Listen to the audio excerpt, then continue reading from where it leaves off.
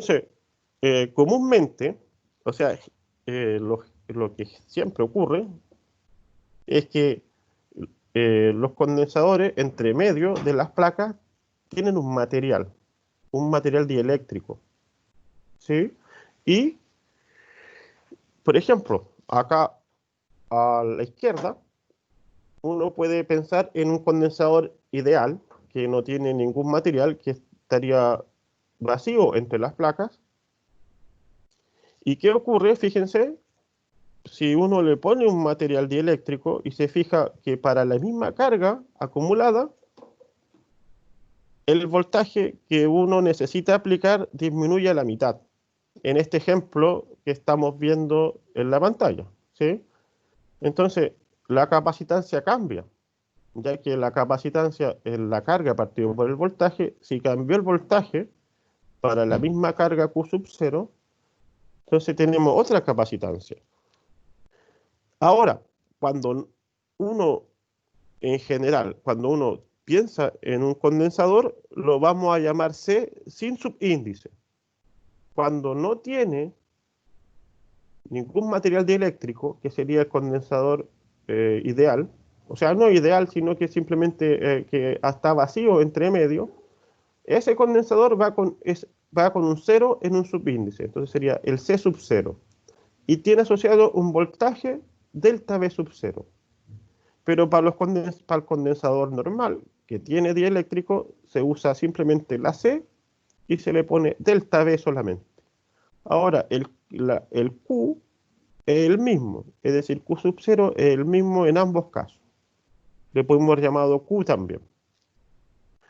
Entonces, ¿qué es lo que ocurre? Que cada material es distinto. Uno puede elegir un material u otro. Uno puede elegir, por ejemplo, poner aceite acá entre medio de las placas y poner todo esto en un tarro y armar el condensador. O poner un hule, o poner un papel, o poner algo entre medio. Entonces, cada material tiene una constante dieléctrica distinta. Así, a la inversa también ocurre que si uno mide la constante dieléctrica del material, puede determinar de qué material se trata, ¿sí? Entonces, el voltaje nuevo que hay acá, el que ya no tiene el subíndice cero, es igual al voltaje cuando está vacío entre medio el condensador dividido por la constante dieléctrica del material que usamos como dieléctrico. Esa constante, que es kappa, fíjense en la letra griega kappa para diferenciarla de la constante de Coulomb, esa constante siempre es mayor que el número 1.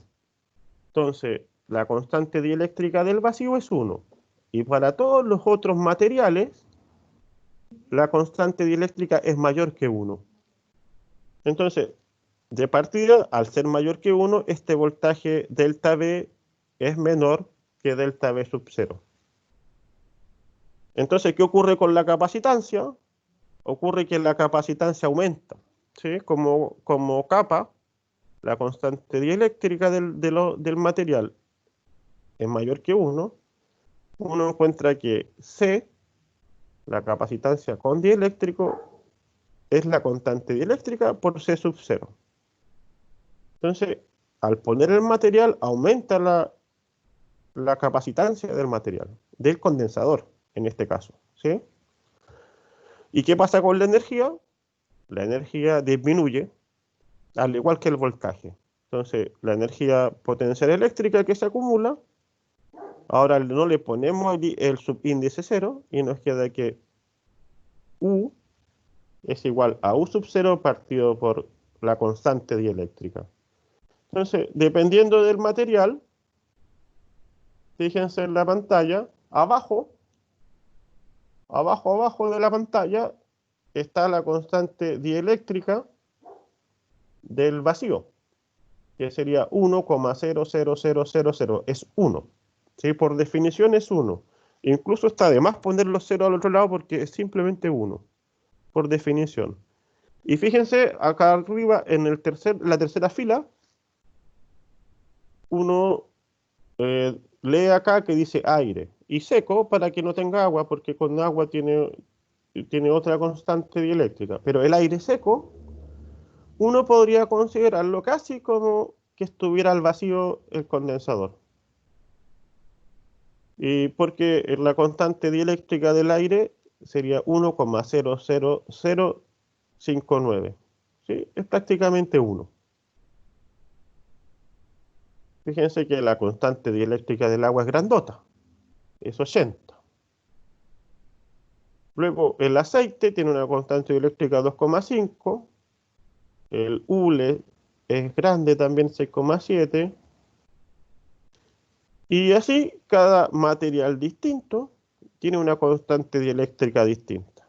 ¿Sí? Entonces, eh, es como les comentaba adelante también, que si uno logra tener, por ejemplo, en un cuaderno, en un libro, valores tabulados de constantes dieléctricas, y uno mide la constante dieléctrica, va a la tabla y busca de qué material se trata, se puede hacer también.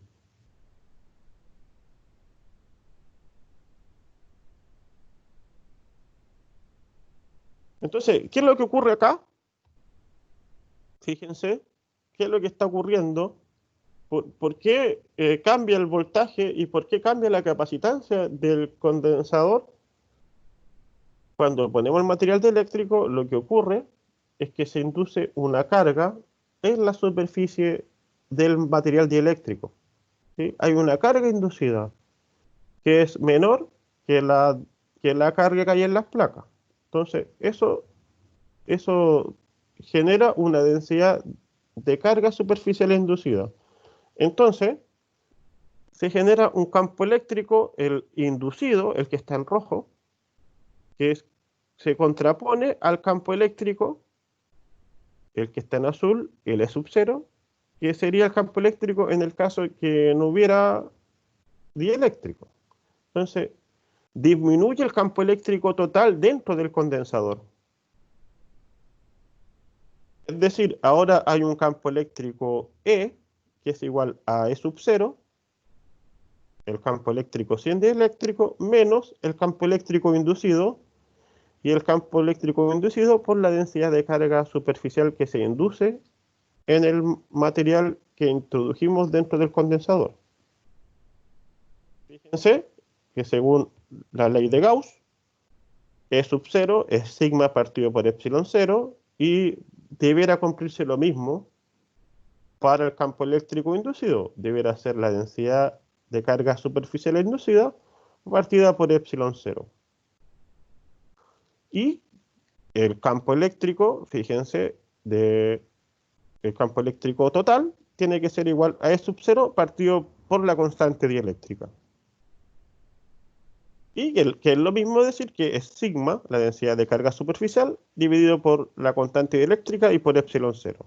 Entonces, si uno junta todo, en la expresión de arriba, si reemplazamos estas tres ecuaciones, la segunda, la tercera y la cuarta, en la ecuación, la primera de arriba, nos queda, si despejamos la densidad de carga inducida, fíjense, nos queda que la densidad de carga inducida es igual a la constante dieléctrica menos 1 partido por la constante dieléctrica y todo eso multiplicado por la densidad de carga en las placas del condensador. Entonces, eso es lo que estaba pasando cuando uno pone un material dieléctrico en el condensador. ¿Sí? Fíjense que si uno piensa ahora que la constante dieléctrica del material que pusimos llegase a ser 1, fíjense, llegase a ser igual a 1, queda que uno reemplaza acá, pone 1 menos 1, 0, y 0 por sigma es 0. Entonces, en el caso de ser 1, la densidad de carga superficial inducida es 0, y el único caso donde ocurre eso es que esté vacío entre medio de las placas del condensador.